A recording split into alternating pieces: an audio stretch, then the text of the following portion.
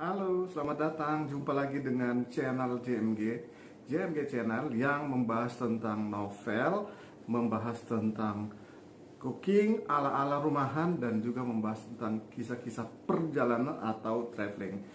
Jadi, ikuti terus channel saya ini, nonton video-videonya. Jangan lupa di like, subscribe, dan di share ya.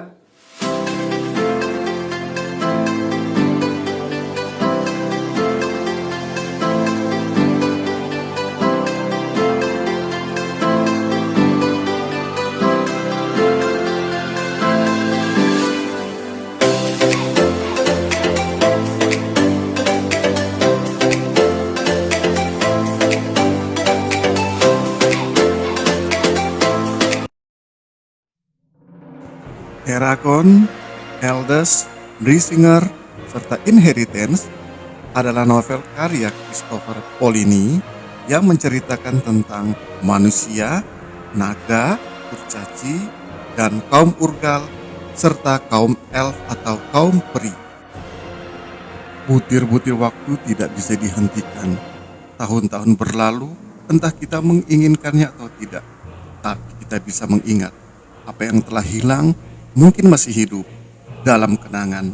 Apa yang akan kalian dengar tidak sempurna dan sepotong-sepotong, tetapi hargailah, karena tanpa kalian kisah ini tidak akan ada.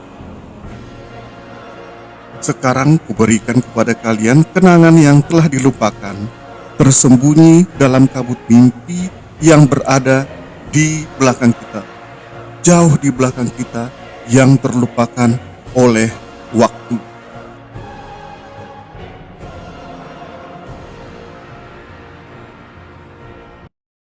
Alkisah di suatu negeri bernama Algesia, mulai dari pegunungan Surda, menyusuri hutan Spain, sampai dengan desa Carvajal, hingga melewati padang gurun Hadarak, sampai di hutan Nunjau tempat tinggal kaum peri yang nyaris terlupakan bernama Dufat dan Wal. Di sebuah desa Carvajal dari negeri Algesia, seorang pendongeng bernama Brom mengisahkan tentang penunggang naga. Kisah ini jauh sebelum ayah kalian dilahirkan, bahkan sebelum kakek kalian dilahirkan. Para penunggang naga telah dibentuk. Mereka melindungi dan menjaga merupakan misi mereka, dan selama ribuan tahun mereka berhasil. Kesikapan mereka dalam bertempur tidaklah tertandingi, karena mereka memiliki kekuatan 10 orang. Mereka tidak bisa mati kecuali karena pedang atau racun.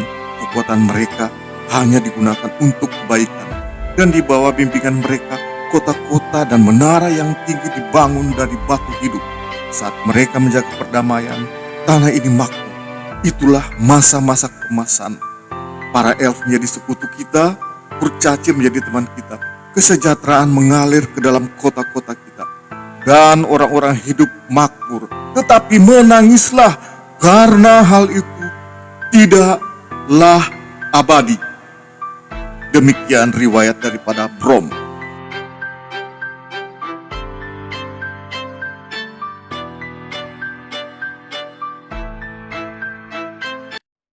Puncak dari kekuatan klan penunggang naga adalah ketika seorang laki-laki bernama Galbatorix yang dilahirkan di provinsi Isinbelt, yang kemudian pada usia begitu muda dia diuji sesuai dengan kebiasaan klan penunggang, sihir, pertempuran, dan didapati adanya kekuatan besar di dalam diri Galbatorix.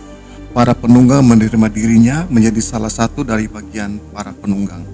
Dia lulus pelatihan mereka, mengalahkan semua penunggang dalam hal keahlian, yaitu sihir maupun pertempuran. Diberkati dengan otak yang cerdas dan tubuh yang kuat, ia segera menempati posisi di antara jajaran para penunggang.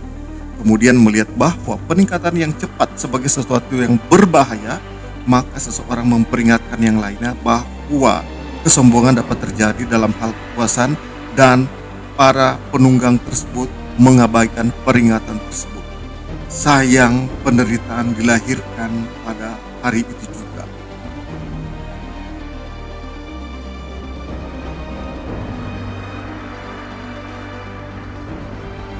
Merasa sombong dengan kemampuan yang sudah dimiliki oleh Galbatorix, maka dia bersama dengan dua penunggang lainnya terbang jauh ke utara menuju kawasan kaum Urgal.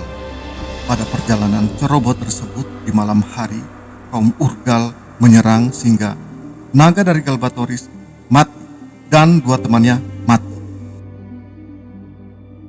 Galbatorix kemudian menghadap kepada pemimpin kaum penunggang naga agar diberikan naga yang baru. Namun pemikiran tersebut dihentikan oleh mereka. Mereka menganggap bahwa Galbatorix mengalami penyakit kejiwaan. Marah dengan hal tersebut, maka Galbatorix menyerang salah seorang penunggang sehingga penunggang tersebut meninggal dunia. Kemudian Galbatorix merekrut seorang penunggang yang ceroboh muda bernama Morzan. Bersama dengan Morzan, maka Galbatorix menuju kepada tempat yang tidak diketahui, tempat yang begitu gelap, dan mengajarkan sihir-sihir kegelapan kepada Morzan. Galbatorix mempelajari sihir kegelapan tersebut dari seorang syed yang mempelajari ilmu-ilmu hitam, kemudian merekrut kembali 12 penunggang lainnya yang menamakan diri 13 terkutuk. Bersama-sama dengan 13 terkutuk, maka Galbatorix menyerang satu demi satu kaum penunggang naga. Pertempuran terjadi, mereka menghancurkan semua penunggang naga, kocar-kacir, dan menguasai Algesia. Kaum peri lari menyembunyikan diri ke dalam hutan. Segera negeri Algesia dikuasai oleh 13 terkutuk dan seorang raja bernama Galbatorix. Penunggang naga lenyap, klan tersebut hilang.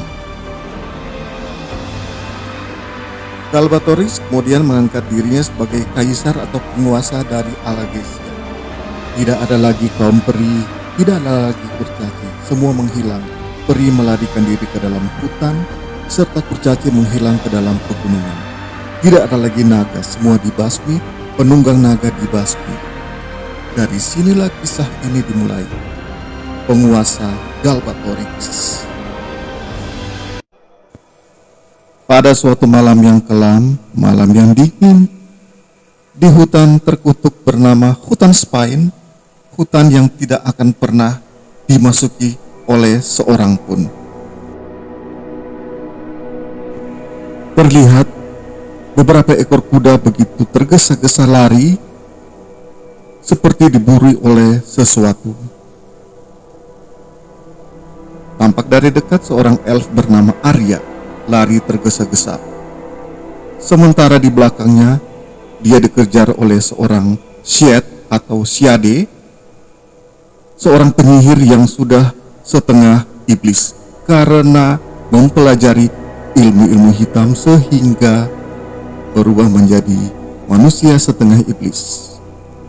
Pertempuran terjadi antara para penunggang kuda tersebut, yang salah seorangnya adalah elf bernama Arya melawan Syade. Namun kekuatan mereka dikalahkan oleh Syade. Syade itu membasmi penunggang-penunggang lainnya dan melumpuhkan Arya. Sebelum dilumpuhkan oleh sihir Syade, maka Arya melempar sesuatu benda jauh ke atas langit di pegunungan itu ke tengah hutan Spain.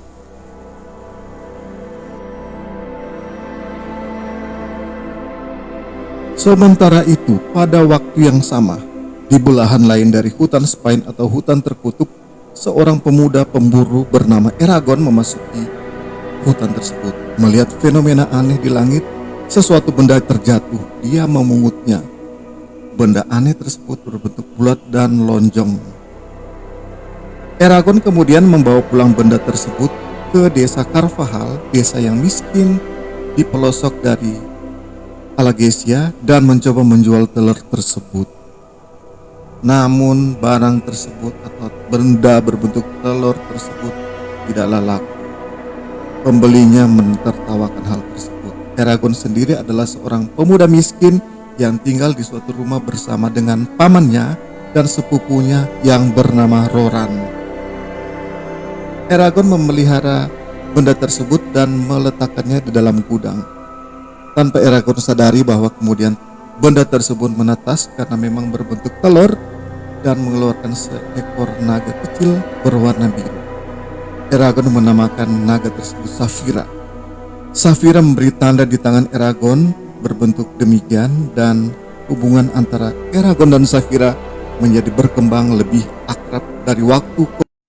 Waktu pun berlalu. Pada suatu ketika, di suatu malam yang dingin, ketika semua orang dari desa Carvajal berkumpul di tempat-tempat hiburan malam seperti tavern dan lain sebagainya, di mana Brom, sang pendongeng, mengulang kembali kisah-kisahnya tentang penunggang naga. Eragon sibuk menonton. Namun tidak ada seorang pun menyadari bahwa terjadi pembunuhan atau penyerangan di desa tersebut oleh manusia burung. Manusia burung diutus oleh Raja Galbatorix karena mendengar kabar tentang adanya telur yang telah menetas di desa Carvajal, telur naga. Rumah Eragon dan pamannya dibunuh oleh manusia burung tersebut, dan Brom menarik tangan Eragon dan melihat tangan Eragon. Engkau adalah penunggang, engkau memiliki naga bukan? Tanda di tanganmu tidak dapat menyembunyikan. Segera lari, pergilah sejauh mungkin dari tempat ini. Maka Eragon pun pergi, terbang jauh, pergi sejauh-jauhnya. Eragon melarikan diri bersama dengan Brom, sang pendongeng tersebut, menjauh dari desa Carvajal karena Eragon telah memiliki naga, di mana larangan dari raja bahwa naga hanya dapat dimiliki oleh raja, dan raja pun mengetahui bahwa naga dari Eragon berasal dari telur yang telah dicuri oleh elf yang bernama Arya. Di novel tersebut mengisahkan tentang penunggang naga, masa di mana ketika itu kaum naga, kaum manusia, kaum peri maupun kaum di mana kaum naga, manusia, peri dan kurcaci itu bersahabat. Mereka bermusuhan dengan yang namanya kaum Urgal. Kaum Urgal itu kayak semacam monster gitu ya. Jadi ceritanya para penunggang naga tersebut pada masa itu terdiri dari manusia dan juga dari elf, karena dari kedua ras tersebutlah yang memiliki kekuatan. Pertanyaannya lah, kenapa kurcaci tidak menjadi penunggang? Kurcaci tidak mau menjadi penunggang karena mereka suka menjadi kelompok yang bebas. Mereka suka bertualang di gunung-gunung, terowongan, dan lain. Sementara di dalam novel ini ada yang namanya Siad atau Siade, itu adalah dia mempelajari ilmu hitam, sehingga dia terjerumus ke dalam ilmu hitam tersebut dan menjadi setengah, bukan manusia lagi, akan tetapi setengah. Sedangkan di novel ini umumnya seperti umumnya di game, kalau kalian pemain-pemain game MMORPG, nah selain tentara atau warrior itu atau berserker atau apa lain sebagainya, mereka di dalam kisah ini dalam melakukan perang mereka membutuhkan penyihir. Nah, penyihir-penyihir ini biasanya direkrut dari penyihir-penyihir yang ada, dan salah satu penyihir yang kuat umumnya adalah penunggang, karena penunggang itu dia sudah selain sebagai penyihir, dia juga sudah sebagai berserker, dia juga sebagai templar lain sebagainya. Dia memiliki semua kekuatan. Penyihir juga untuk yang dari ilmu hitam, mereka biasanya menggunakan penyihir gelap tadi yang namanya Siad. Jadi guys, karena kisah ini belum selesai, terlalu panjang, maka nantikan part 2-nya. Kalau kalian suka dengan review ini atau riwayat kembali, nantikan part 2-nya. Jangan lupa like, subscribe, dan share ya. Bye.